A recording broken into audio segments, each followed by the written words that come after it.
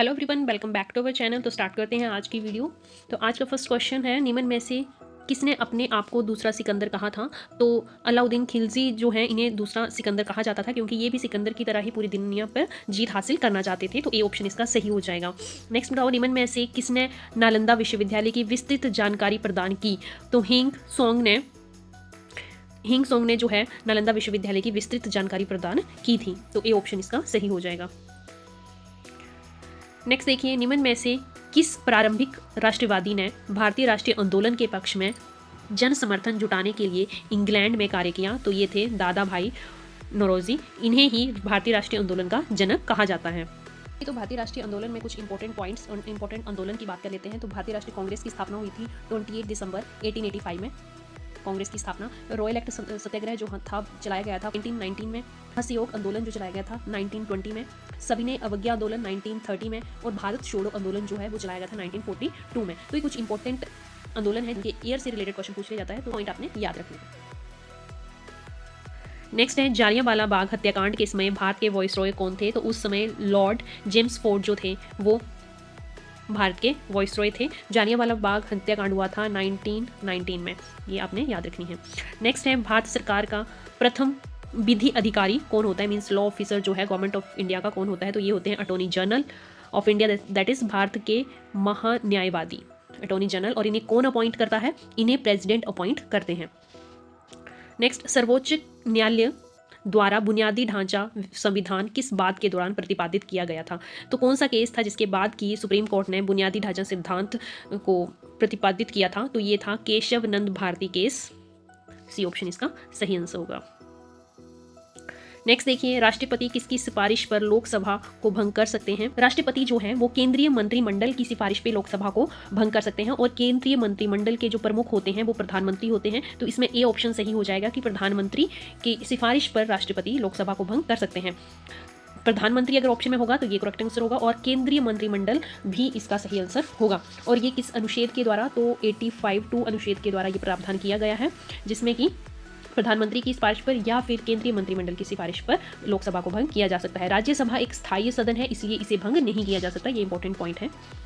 Next देखिए, भारतीय संविधान का कौन सा संशोधन मंत्रियों की संख्या की सीमा निर्धारित करता है? तो ये जो 91 संशोधन है ये मंत्रियों की संख्या की सीमा को निर्धारित करता है। इसमें क्या प्रावधान दिया गया है कि मंत्रियों की संख्या जो है, राज्य के जो विधानसभा के सदस्य हैं उनकी कुल संख्या के 15% से ज़्यादा जो है मंत्रियों की संख्या नहीं होनी चाहिए। और सीएम सहित मंत्रियों की संख्या जो है वो 12 से कम नहीं। इसके साथ ही एक और अनुच्छेद है जो इससे लिंक करता है, जिसके बारे में मैं आपको बता दूं। अनुच्छेद 75, आर्टिकल 75 में क्या बताया गया है कि पीएम की नियुक्ति जो है वो राष्ट्रपति करेंगे, और प्रधानमंत्री सहित मंत्रियों की संख्या जो है वो लोकसभा के कुल सदस्यों से 15% अधिक नहीं होनी चाहिए। जैसे राज्यों के लिए भी है, तो ये थोड़े रिलेटेड अनुच्छेद हैं, ये आपने याद रखनी है। नेक्स्ट देखिए, भारत के किस राज्य को चावल का कटोरा कहा जाता है? तो आंध्र प्रदेश को चावल का कटोरा कहा जाता है। तमिलनाडु को बता दें, तमिलनाडु को लैंड ऑफ टेम्पल कहा जाता है, ये भी इंपॉर्टेंट है। लैंड ऑफ टेम्पल्स तमिलनाडु को कहा जाता है, और राइस बाउल्स जो है वो आंध्र प्रदेश को कहा जाता है। कौन सी कंट्री है जिसे राइस बाउल कहा जाता है? तो थाईलैंड है। कंट्री पूछी जाए तो थाईलैंड, अगर इंडिया में स्टेट पूछी जाए तो वो आंध्र प्रदेश है। क्वेश्चन, 10 रुपए के करेंसी नोट पर किसके हस्ताक्षर होते हैं? तो आरबीआई गवर्नर के हस्ताक्षर होते हैं 10 रुपए के नोट पे। इसमें एक इंपॉर्टेंट पॉइंट है, अगर नोट पे हस्ताक्षर की बात पूछी जाए तो सभी नोट्स पे लगभग 5 रुपए के नोट से शुरू होकर जितने भी नोट होंगे उन पे आरबीआई गवर्नर के सिग्नेचर होंगे। पर जो 1 रुपए का नोट होता है उस पर जो है वो सिग्नेचर आरबीआई गवर्नर का नहीं होता है, उस पर किसका सिग्नेचर होता है? वित्त सचिव का सिग्नेचर होता है। तो ये बात आपने ध्यान रखनी है, 1 रुपए के नोट पे वित्त सचिव का सिग्नेचर होता है, जबकि 10 रुपए, 5 रुपए, 100 रुपए, 50 रुपए जो भी नोट होंगे उन पे जो है आरबीआई गवर्नर का सिग्नेचर चलता है। और आरबीआई के गवर्नर कौन है? उर्जित पटेल जो हैं वो आरबीआई के गवर्नर हैं अभी। नेक्स्ट है, सार्वजनिक वितरण प्रणाली का मूल आधार क्या है?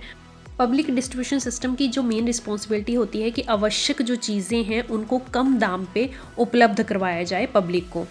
क्योंकि वो कम दाम पे उपलब्ध करवा रहे हैं, इसका मतलब वो मूल्यों को भी नियंत्रित कर रहे हैं, और मूल्यों में जो उतार चढ़ाव आता है उसको भी कम कर रहे हैं। तो तीनों ऑप्शन जो हैं इसमें करेक्ट होंगे, तो करेक्ट आंसर जो है 4th आ जाएगा। नेक्स्ट है, इंडिया की लार्जेस्ट रन ऑफ रिवर कौन सी है? तो गंगा रिवर जो इंडिया की सबसे लंबी नदी है, जिसमें कि वो 2510 किलोमीटर या फिर कहीं कहीं 2525 किलोमीटर की लेंथ जो है वो कवर करती है।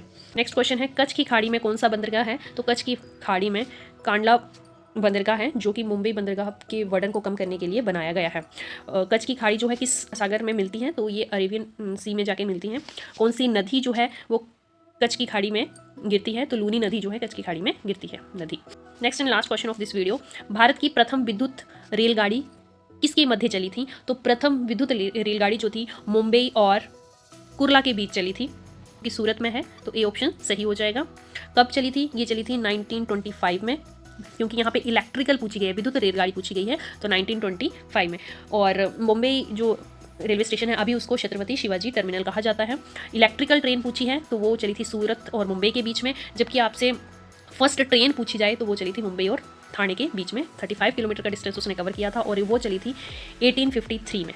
ये फर्स्ट ट्रेन थी और ये फर्स्ट इलेक्ट्रिक ट्रेन है, तो ये बात आपने ध्यान रखनी। अगर वीडियो इन्फॉर्मेटिव लगी हो तो लाइक और शेयर जरूर कर दें। Thanks for watching.